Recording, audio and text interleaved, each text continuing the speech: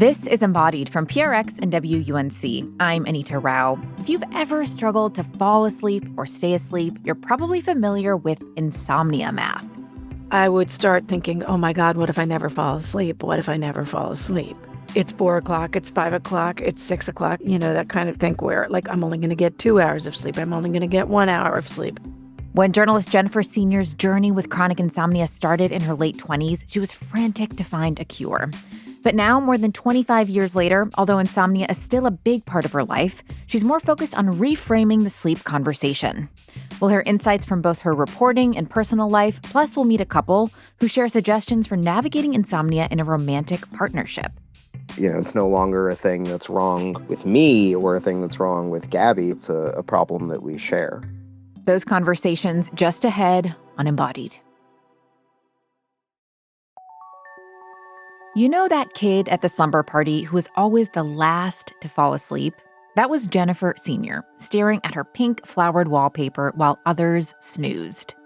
But when she hit her teen years, something clicked into place, and Jennifer became a self-described brilliant sleeper. I was like an atomic clock. I would fall asleep every night at 1. I would wake up at 9. When I lost my alarm clock, which you needed in those days, I didn't bother buying one until I needed an early morning flight to get out somewhere. I genuinely didn't need one. Then one night, a few months before her 29th birthday, something changed. I have no idea what happened. And I would give half my life savings for someone to explain it to me. Okay, maybe not that much, particularly because I'm older and I need it. But what happened was banal. I closed my eyes and nothing happened until 5 a.m. And all I thought at the time was, how weird. That was the first night. This is Embodied, our show about sex, relationships, and your health. I'm Anita Rao. That one weird night in the late 90s became weeks, months, and years of struggling with sleep, putting Jennifer in the company of tens of millions of Americans diagnosed with chronic insomnia. Experts still aren't exactly sure why insomnia happens, but some contributing factors are genetics, mental health disorders, and stress. And when you consistently struggle to fall or stay asleep, it can lead to a whole host of problems for your health and quality of life. Jennifer has dealt with chronic insomnia and its many complications for more than 2 decades. She wrote about that experience in a piece for The Atlantic called "Why Can't Americans Sleep?" But in that article, Jennifer suggests that continuing to talk about how bad it is to not get sleep is not going to help folks with insomnia. So we're going to talk today about the reframes she wants to offer. But first, we'll hear stories of how insomnia has affected her own life and relationships. When it all started, Jennifer was experiencing intermittent sleeplessness. It was kind of every 5th night I would have an off night where it would be a 4 or 5 o'clock in the morning kind of deal. And I thought, this is weird. And I saw my doctor and I said, this is happening. And he said, oh, have some Ambien. There's no shame in it. Take it when you need it. It happens to people sometimes. And I said, okay.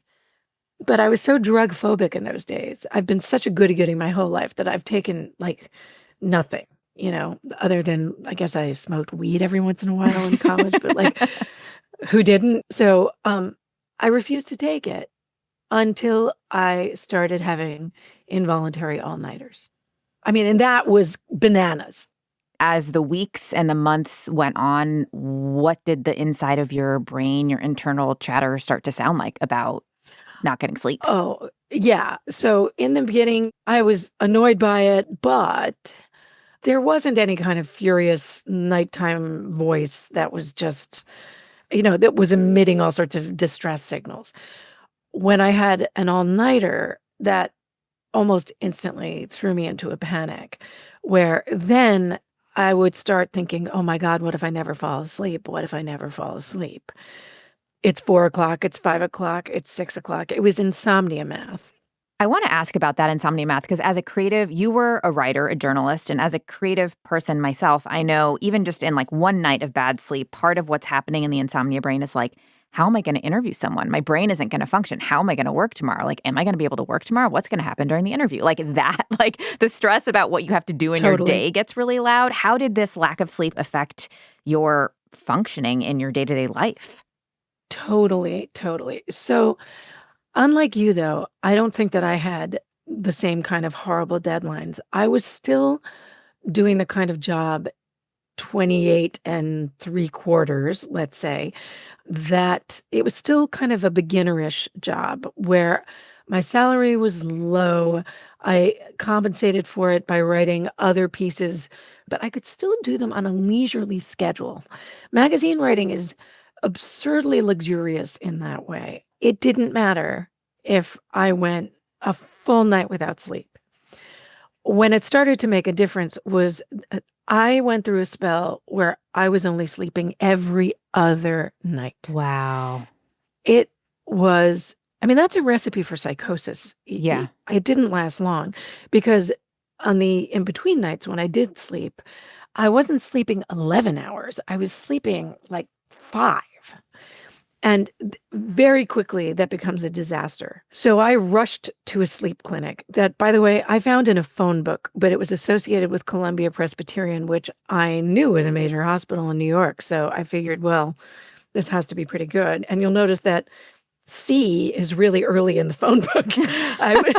Like, that's how I found it.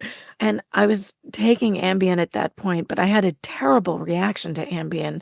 And so not only was I highly reactive and squirrely, people would tap me on the shoulder and I would jump up and be like, yeah, yeah, yeah. I also would run into the bathroom and start to cry. Mm. And I knew it was the Ambien and not the fatigue because before I took it, this was not happening to me. So I reported back to this sleep clinic, look, my GP gave me this. It is so not working. Hmm. So you were having difficulty with medication and you went to the sleep clinic. And one of the things that you tried there was a treatment called cognitive behavioral therapy for insomnia, or CBTI. And this is a first-line treatment for insomnia intended to help people change both their thinking and their behaviors around sleep. It sounds like a really intense process. Tell me a bit about what it was like for you to go through that. When I went to Columbia Presbyterian, what they said was, look, we're going to consolidate your sleep.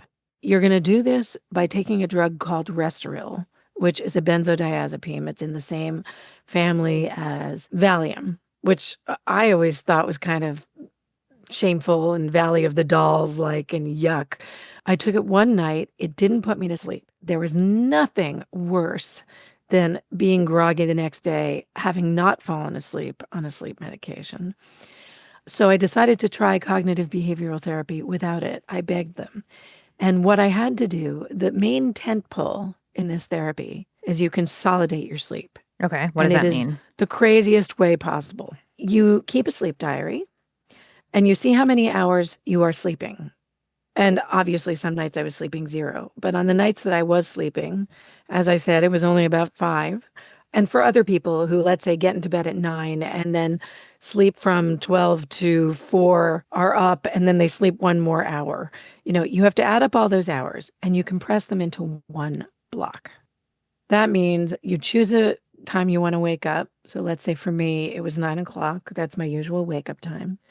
I would have to stay up until 4 o'clock and only allow myself to sleep from 4 to 9. That was so hard. And I didn't fall asleep at 4. That's not exactly how your body works. And without medication, because I was so afraid of Restoril, it didn't occur to me that there could be other drugs that I could use. And anyway, I was afraid of them. I went haywire and almost immediately I couldn't sustain it. It was a Mm. nightmare. I would do more all-nighters. I got hideously depressed. It was totally counterintuitive. But the idea is you compress it, and if it works for those 5 hours, if you sleep the majority of them for 3 nights in a row, then you can add 15 minutes. And then if you do that for the majority of 3 nights where you fall asleep, then you get to add 15 minutes more. And you build up this, what they call sleep pressure. and you've reset yourself. I couldn't even I think I got 2 weeks in and cried uncle. So, what did you know at this point about what causes insomnia and what was causing yours in particular? I mean, at that point, people's working hypotheses were you must be depressed. Uh huh. And I kept looking at them and being like, "I- really? I mean, I've always had kind of low level melancholy/depression, but I had energy. I was sunshiny. Whatever low hum of sadness I have had did not interfere with anything. They ultimately decided that I must have been depressed. And I just thought, and to this day think, now that I do understand what clinical depression is, because it set one off, all I can think is, well, that was wrong. Like to this day, I push back. So, you had tried cognitive behavioral therapy for insomnia and you weren't able to stick with it. You were struggling to find a medication that worked for you. How were you mentally processing all of this at that point, kind of acknowledging that this might be your new reality? I was frantic, Mm-hmm. and I didn't yet think it would be my new reality. It Uh-huh. had not occurred to me that this would be a 25-year problem, and that's just 25 years and counting. What happened was I only tried a sleep medication for one night. Mm. Because it didn't work, I said, I'm trying this without it, assuming that all sleep meds would be the same. And I became so hideously depressed that they said, we're putting you on an antidepressant. Paxil solved the problem. It made me so sleepy during the day even, and so sleepy at night that it solved the problem. But number one, I felt shame over taking an antidepressant. This was 1999, I guess. And I just, it made me dumb. Mm. I don't know how else to explain it. My head became this kind of whistling prairie, and it was harder for me to write. And that was terrible too. So I just had this kind of altered self-conception. Like, what am I, just this now kind of compromised and depressed person? It was pretty radical what happened to me then.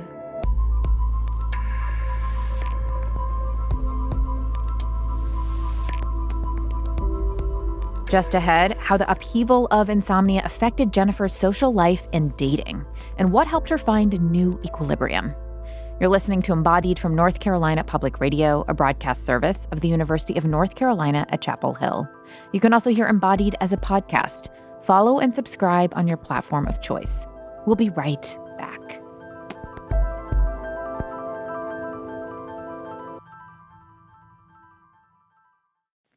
Embodied is a show that explores under-discussed aspects of the human experience through in-depth interviews and personal storytelling. The show is funded by public radio station WUNC. We're one of the only public media programs to foreground open, honest conversations about sex, bodies, and relationships. If these conversations are important to you, we really need your support. Federal funding for public media has been eliminated, so your support now more than ever is essential. We and the rest of our colleagues at WUNC are still reporting, still informing, still here because you stand with public media and support it with your contributions. Please make your gift now at WUNC.org. Thank you so much. This is Embodied. I'm Anita Rao. Why can't Americans sleep? That's a question journalist Jennifer Senior took on in a recent piece for The Atlantic. Her search for answers stemmed from her own life experience. Jennifer has been dealing with chronic insomnia for more than 25 years. The sleeplessness came out of nowhere, and Jennifer tried everything to stop it, from acupuncture and meditation to rigorous exercise. She then tried cognitive behavioral therapy for insomnia, or CBTI. It's an intervention that includes restricting your sleep, but it was too challenging for her to stick to. Insomnia also made her depressed. All of this took a big toll on every facet of her life, including relationships. During that period of struggle, I guess it was longer, I couldn't predictably make plans because I'd be so dead the next day. So I was constantly canceling on people. And some people were very understanding, and particularly friends who had struggled with depression and were already on antidepressant meds, because although it wasn't the same, they understood what it was for, bodies to be uncooperative.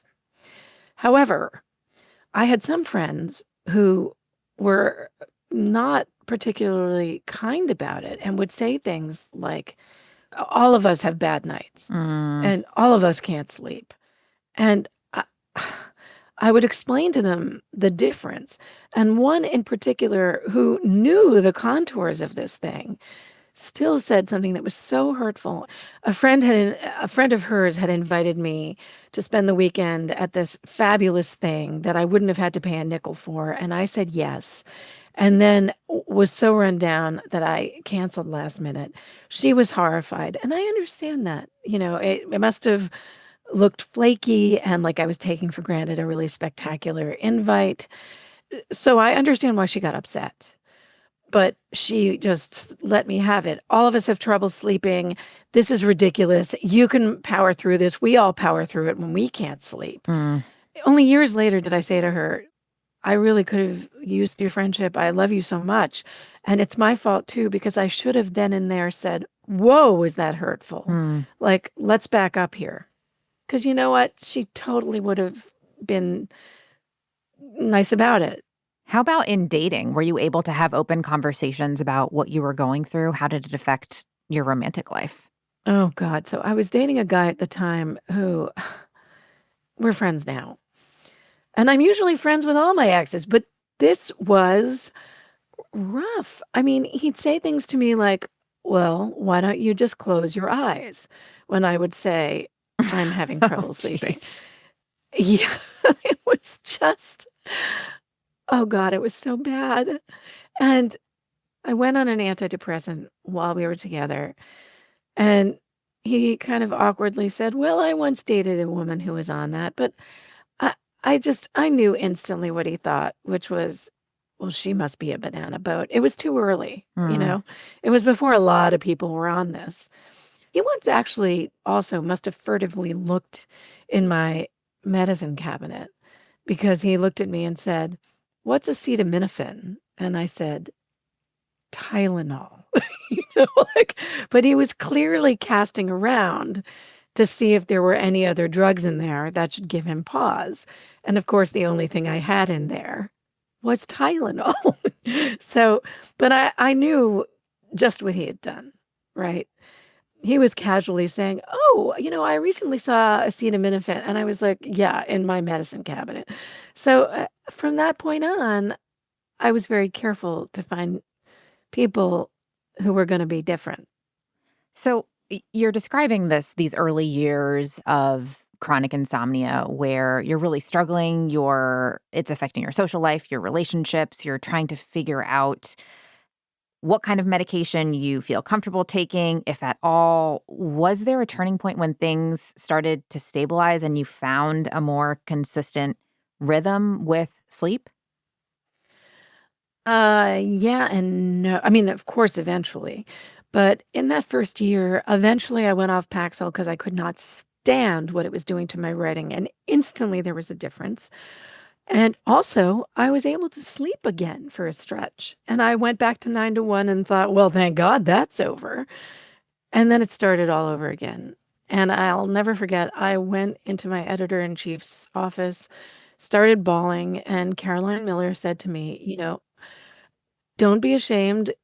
Go on something else. If this wasn't working for you, there are other things, or there are other sleep medications. I know about other people who've taken other sleep medications, and let me ask around for you. And I started taking Klonopin. And she was so nice, destigmatizing, saying, don't let this ruin your life. There is nothing to be ashamed of. And Klonopin did the trick and has remained the thing. I did eventually have to go on other antidepressants. It really did set off a chain. That from that point onward, I was in a much more depressed zone. I was clinically depressed. And by the way, the conventional wisdom now is that the causality, they are of course intertwined, but that insomnia is more likely to cause depression than the other way around. How old were you when you found Klonopin and that transition began to happen? Maybe late 30, Late 30? like maybe, yeah, about a year and a half into the process or something. Okay. Process, I call it a process of trying to fix it, The process of life. Yeah, yeah, yeah. devolution in terms of my own body. So you mentioned that there is a changing understanding of how depression and insomnia are connected. Can you explain that a little bit more? Yeah. I mean, of course, depression can cause insomnia. It's certainly a manifestation of depression. No one, they're very complexly related. And once you're an insomniac, you become more depressed, blah, blah, blah. But when they have tried to tease this out in recent years, what they have found is that it's if you have insomnia, boy, oh boy, are you teed up to experience depression. Whereas if you have depression, it is not necessarily nearly as likely that you are going to become an insomniac. Hmm. So I want to understand more about the evolution of your relationships. We talked about these early days of dating and needing to make sure the person you were with understood what you were going through. You did meet your now husband when you were in your mid 30s. How was it to navigate insomnia in that relationship? Well, I was lucky in that I had known him since I guess I was like 28. Uh huh. And he was very married, and I was dating age appropriate men. He was older than me. He was 14 years older. And let me just re-emphasize, highly, like one of the things I liked about him was what a loyal and devoted husband that he indeed was. And so when I heard that he was single, I thought, well, number one, he sort of watched me go through my insomnia stage. So he knew and remained a dear friend. Hmm. And number two, he was one of my editors at New York Magazine and never, ever, ever, ever, ever once came close to hitting on me. And so it sounds a little like, oh my God, well, there must have been something between you. There weirdly wasn't. And at all. In part because he never gave off that vibe. In part because my head was so in these other relationships and I was fretting so much once I'd become an insomniac. But he knew about it and seemed to be, and he was so understanding and already knew like the ways that I was kind of a banana boat. So like it didn't, so it was easier with him. Just in terms of like he already knew, once you're in your mid 30s, you're so tired of going on dates that you just kind of want to say, here's my videotape. Get back to me at month 6. Let's Yeah, just here's all the resume this. baggage. Yeah, yeah, You're yeah. right, exactly. But he knew all of it, and I knew a lot about his life because I just knew him. So it was easier. But of course, somebody then has to tolerate when you're still awake at night and what it's Yeah. like to be despairing and crying because you can't fall asleep. Because Klonopin was still an imperfect fix. I would still sometimes just not fall asleep. Hmm. And he had to deal with that. And that was hard. How did he deal with that? Well, some nights he would really hold me but when it became kind of a regularized thing, he was sort of powerless to figure it out. I think eventually I couldn't keep him up. He needed to sleep too, Yeah. right? And so, I mean, he needed his sleep. So when I'd go through spells, he would be sympathetic the next day. Sometimes he would still hold me in the middle of the night. I would get up and go to another room and read, or if it was particularly bad and unyielding, cry. He stuck with me, Yeah. and that's just a hard thing to do. I think if I had to be realistic, it's so disruptive. I mean, I'd go through stretches where it wouldn't be at all disruptive. And he would, of course, be very understanding when I would talk about it with him the next day, and it was like, but it's a lot to soldier through as a spouse when someone is really in the thick of it, in spite of everything they're doing, to not be in the thick of it. So the two of you got married. You then became parents. I'm so curious about how your pre-existing challenges with sleep affected that transition into parenthood, a time known for being filled with sleep deprivation? Yeah. Actually, it's funny. We didn't get married until our son was 3 because we were too Oh, cool for that. okay. Yeah, we were just way too cool. Okay. Well, you became I w parents. Right, it was also his second marriage, so who cared? And, I was already a stepmom, so, I mean, we were already in the soup together. But the transition to parenthood in some ways was easier. First of all, I needed no medication once I was pregnant to fall asleep. I slept it was a miraculous reprieve. And also afterwards, I needed an antidepressant because I had terrible postpartum depression, Hmm. but I did not need anything else. And I also should say, I had gone through many spells where I hadn't needed more than an antidepressant. I mean, it wasn't like I had many, many spells of intractable sleeplessness for those years. Anyway, I had the baby and I was so used to being up that it was fine. But I mean, I took on all the nighttime stuff, which moms do anyway because they're trying to breastfeed, blah, blah, blah. But um, or they are breastfeeding. So in some senses, it wasn't that bad, although it did to some degree awaken all the PTSD a person would have about that. But Yeah. at least I was staring at this beautiful cooing baby. It was for a purpose. And I was falling asleep like the dead between, so it was fine. So yeah, I'm curious. Like, how would you compare those periods? Were you almost sleep? It sounds like you were maybe sleeping better, even I though, was. yeah, Yeah, because I mean, I was being sleep deprived because I'd have to wake up, I'd have to feed. It was disruptive, but I would fall right back asleep. And as soon as I was getting like 6 hours, which was fairly quickly, I mean, if you added it all up, it was fine. It was fine. I was accustomed to 6.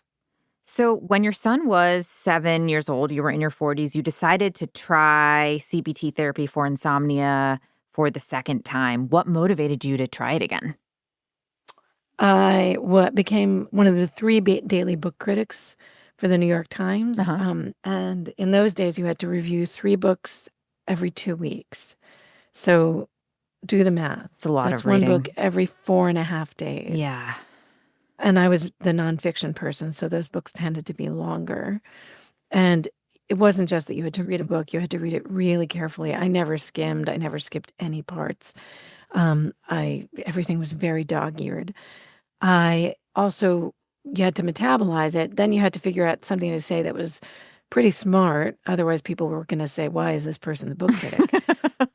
And then it had to go through the snake, right? There was the editor, the copy editor, the proof person. It was so much, and so I was working around the clock. It was the wrong job. Every night of sleep counted. Mm. It was highly stressful. I was working all the time. I was working in bed, because I would wake up, stand up, and then lie back down and read. And so that was bad. You shouldn't do that. It means you associate work with sleep, and that's not good. So I thought, okay, I'll do CBTI without the sleep deprivation component. I will do the cognitive component, which is challenging your thoughts. Is it really so bad if you lose a night's sleep? And I would go to the worst place thinking, well, then I'll get fired. And then the next question is, okay, let's say you do. Hmm. Is that the worst thing in the world? And I would think, not really. I don't like this job. And I was probably the shortest serving book critic, like at the New York Times, because eventually I just quit anyway. I was like, this is terrible. I tried quitting after a year and 3 months, and they were like, we're going to make it easier. Just do one more year and see. And it was still too much for me. So I left after 2 years and 1/4, but that was why. Did you do the sleep restriction part I again? eventually did later. Uh huh. When I had an easier thing, and it still didn't work. Like, it's brutal. If you're depressed and contending with bad sleep, it's just you you have to really be willing to tough out more depression. And my initial sleep episode triggered what became a lifelong issue with depression too. So, no, I couldn't hack it. One day I would love to make a third run at it, But the truth is, I am sleeping better these days because I have long COVID and it makes me sleep. So, and I'm sure that being sleep deprived teed me up. I also came in being hideously immunocompromised and had had all kinds of terrifying infections before this COVID came along. So now I'm sleeping better, paradoxically. So there's no need now to do it. So you mentioned in the early years, there was the thought that depression was causing insomnia, that you had depression and it was causing insomnia, even though you hadn't experienced depression before your bout of chronic insomnia. How has the understanding of the causes of insomnia shifted? What do we know now? You know, I wasn't impressed by what we knew. Hmm. I mean, they will still test you for things like sleep apnea, which was not my problem because I couldn't fall asleep. They know that people who are prone to anxiety, obviously, I guess there's a greater likelihood that you could be teed up. That was certainly true of me. I mean, I've always been anxious and I've always been perseverative. I have loops in my head. So I guess that in hindsight is something, but I'm not. There's one thought. I think they're pretty convinced now that narcolepsy is an autoimmune phenomenon, which makes me wonder whether they will one day discover that what I have is too, or that autoimmune, people who have autoimmune issues, which I do, are teed up for this sort of thing. But I'm, to tell you the truth, pretty underwhelmed by what they know. Well, there is one model you talk about called the 3 Ps. It's used to describe what might cause and maintain insomnia. So that's predisposing factors, precipitating factors, and then perpetuating factors. What did you learn about each of those? And does that shed any light on the mysteries? So predisposing, you could argue I was predisposed with, let's say, a very early childhood history that I thought had been completely obliterated. And anyway, in childhood, it was more like I was the last kid to fall asleep, right? And then, sure, I was an anxious person. Was I more anxious than any other journalist? I don't know. I think the precipitating factor is what is still mysterious often. I didn't have any major life event. Sometimes people do. They divorce, they lose their job, someone dies. That had not happened to me. So I don't know. I just don't know what started it. The perpetuating factors you can sort of identify because once you are unable to sleep, there's a ton of anxiety associated with not sleeping.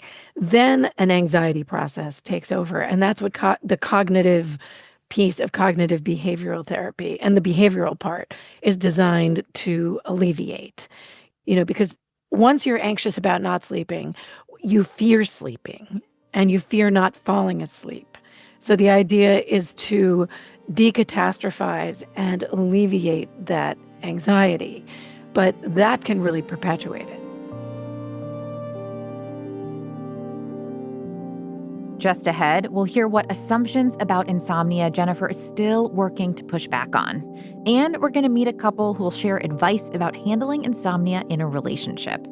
As always, you can hear the podcast version of this show by following Embodied on your platform of choice. We'll be right back.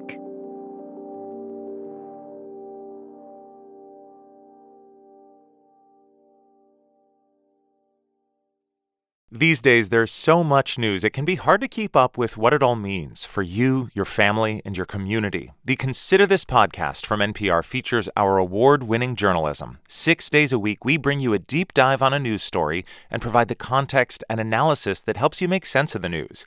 We get behind the headlines. We get to the truth. Listen to the Consider This podcast from NPR. This is Embodied. I'm Anita Rao. Today, we're talking with writer and journalist Jennifer Senior about her decades-long experience with chronic insomnia. Throughout her life, insomnia has affected how Jennifer approached friendships, romance, and work. She's tried various treatment methods over the years, including cognitive behavioral therapy for insomnia twice, but both times she couldn't get through the part that involves grueling sleep restriction. Jennifer details all of this in her recent piece for The Atlantic, Why Can't Americans Sleep? The article tackles how the booming sleep industry is affecting how we talk about sleep, including the conversation around sleep medication. Jennifer herself was once resistant to taking a sleep aid. She feared addiction and also wrestled with the notion that sleep medication doesn't give you real sleep. So she interrogated all of that through research and reporting.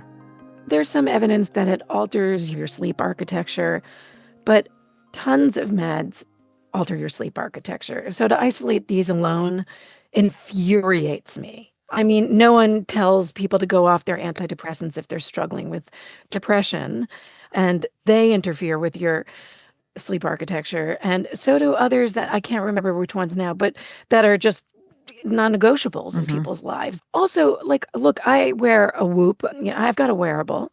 And like my sleep architecture looks pretty good. I seem to get enough deep sleep. I seem to get enough REM sleep. And it's possible that if I went to a proper sleep lab, they would show me that the spindles were still wrong, that still the way this was induced was not optimal. Okay, but it's better than getting no sleep. I mean, what are our alternatives here? I take a very low dose. I do it under the supervision of a doctor. There is a very good Danish study out there. They looked at a cohort of people who take these meds. And out of 1 million people, they looked at the people who took these meds for more than 3 years. Only 7% of them increased their dosage beyond the recommended dose. Now, that's still a lot at the population level, but if you look at your individual risk, so there's a 7% chance that maybe you'll exceed the dose you were prescribed. I mean, I never have, ever. I've been taking the lowest dose of Klonopin for over 2 decades or whatever. I mean, I've managed to do really well in my life. I mean, it sounds like you still feel you have an emotional reaction still to this question about sleep aids. And for a long time in your life, it seems like you were fighting it internally. Like you didn't want to take them because you had internalized a lot of that stigma. You are in a different place now, but there is still a lot of stigma. Like I watch White Lotus and, we all see that character, downing her lorazepam. And it's culturally very much a thing that like, oh, people are abusing sleep medication. Totally. So talk to me about that and like reconciling kind of the way that our perception of the use of sleep aids has evolved culturally alongside this kind of research of how important sleep is. Totally. And I loved that character. I think Parker Posey is a genius, but there she was, downing these pills, and then suddenly her husband was sneaking them. But part of me really pushes back against that. You can have a doctor who is responsibly monitoring that. There's Jimi Hendrix and Judy Garland in overdosing and kind of the way one thinks about it in the popular culture. It is, of course, much better to sleep a natural sleep. And I would encourage everyone to try CBTI first. There aren't enough practitioners out there. A lot of GPs don't even know it exists. It's easier for them to just prescribe a pill. More people should know about it. And it's the first line of defense, and it should be.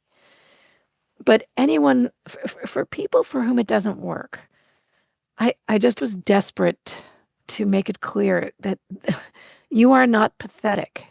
I just really wanted to emphasize that. It is so much better to keep trying CBTI. And I really will make another run at it at some point in my life. I've tried it 2.5 times. And for me, it didn't work. And it's really hard to suspend your life and dedicate a time to be able to do it properly. And it's worth it if you can. And it's worth even doing a modified form without the sleep compression. But I just was desperate to make clear that not everyone is Parker Posey. We are in a moment where the discourse around how much sleep people get, how good that sleep is, what they should do about it is just bigger and bigger and bigger. But you argue in your piece that this hasn't equated to people getting more sleep. So how do you think the sleep industry has affected people with insomnia in particular? That's a great question. I don't know if the sleep industry has made it worse, although it's a gazillion-dollar industry at this point and growing. I think that it has profited off of the fact that we now know that there are tons of deleterious effects from not sleeping. But yes, public awareness of how bad it can be to not sleep does not seem to have made us sleep better.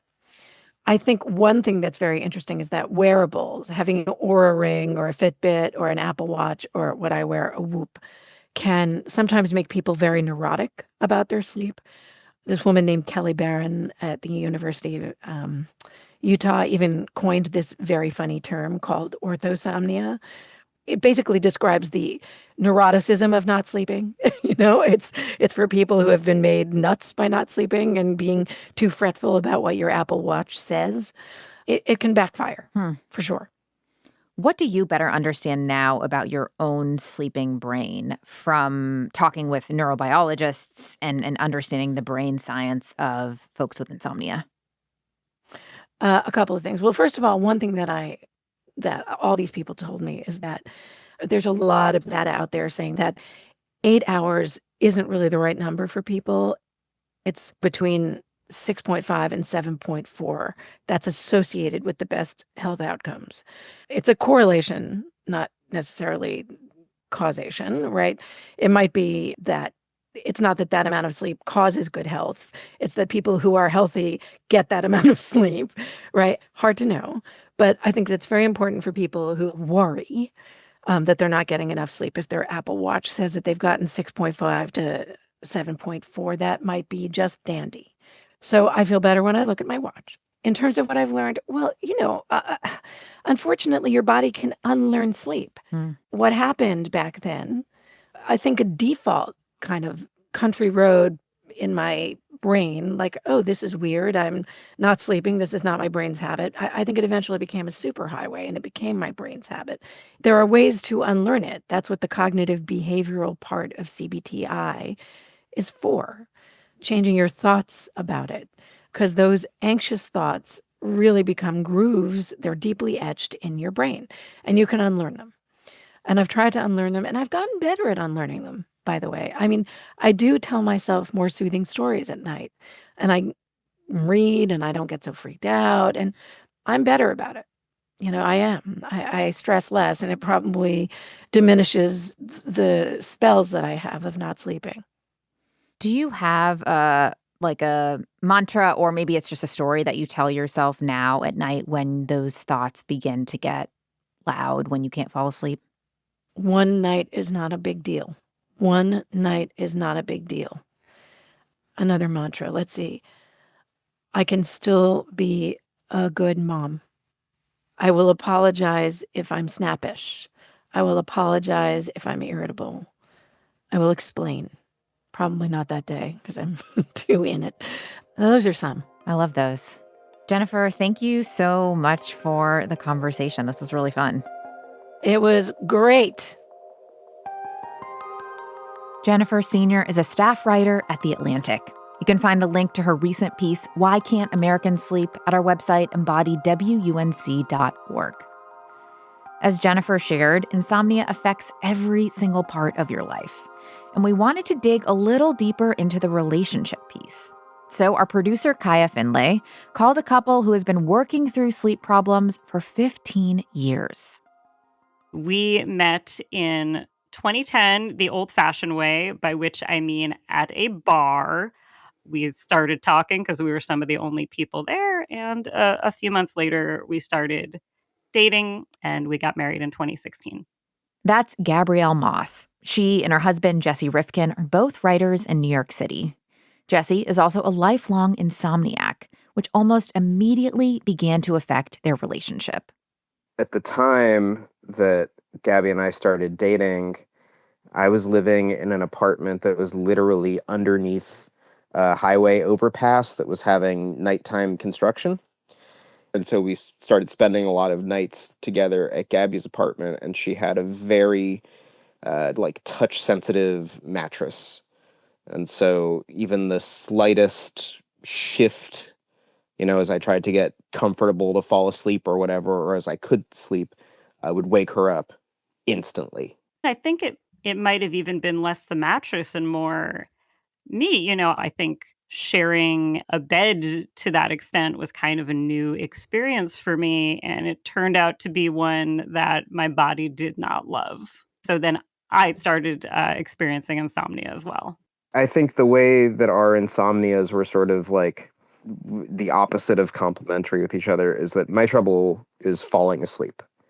And Gabby's insomnia is that she wakes up very, very easily and then stays up. And so my inability to sleep would then wake her up, and then her being up would perpetuate my inability to sleep. And it was just like a constant tension between those two things. My peak extreme insomnia years were 2013 to 2015, and in that time, I think we had all sorts of, conflicts where I would be on, 2 hours of sleep and like screaming and crying, "You did this to me! You did this to me!" Mm-hmm. And we were still sharing a single bed at that time, and I would just think, how is every other couple on earth navigating this? Like, this has been the standard for couples for centuries. What is wrong with us that we can't figure this one out? And sometimes I would get very mad and blame Jesse, and sometimes I would get very mad at myself and blame myself. I saw a bunch of doctors, most of whom were kind of not that clued in, not that knowledgeable about insomnia. I wondered if insomnia was going to like literally destroy my brain and my relationship. I think the first solution that really jumped at us almost came by accident. We were on a trip to Reykjavik. Just by sheer coincidence, the hotel that we were staying at, what we thought was going to be one bed, as per usual, was two twin mattresses pushed next to each other. And it was like this, extraordinary revelation that, oh, if we just sleep in separate mattresses, that motion transfer that's constantly keeping us awake is just not going to be an issue. And we started doing that on vacations, other places we would go, other hotels, we'd just get like rooms with two beds, and that felt groundbreaking. And then we carried that on back in our home. For a while, I was sleeping on the couch. And then in 2017, we bit the bullet and got two beds, just like an old time sitcom. We have the Lucy and Ricky I Love Lucy beds just right next to each other in the bedroom. And, at first I was kind of very upset about it. I thought, God, this is so abnormal, or we're not close. It's going to end our intimacy. But that has not been how it's turned out at all. It turns out it's much easier to have a loving adult relationship when you are getting more than 2 hours of sleep a night. I think finding a solution to a shared problem that works for everybody is intimacy. I think fixing this issue has brought us closer together, unquestionably. And lying together in a bed that just like makes everybody unhappy and keeps everybody awake was pushing us further apart. So intimacy, it doesn't look like any one thing.